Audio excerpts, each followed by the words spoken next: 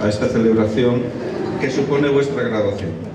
Los malos momentos y se han alegrado con vuestros éxitos. Una despedida obligada porque la vida pasa. No...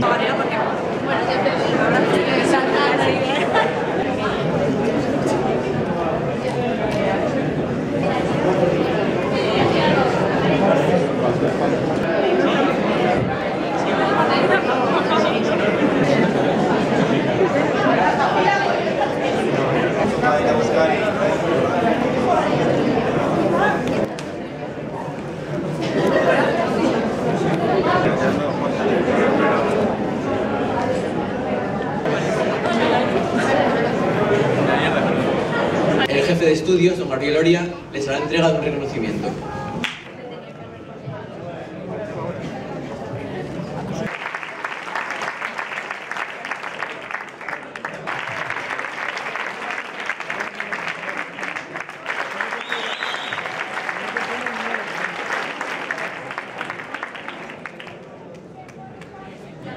¿Lleves enfocado?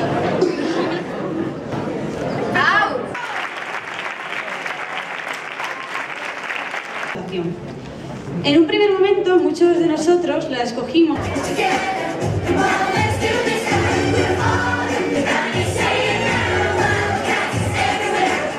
Nerviosas y nerviosos, sin saber qué encontraríamos en esta nueva etapa. Vendría cargada de nuevas experiencias que convertirían las horas de clase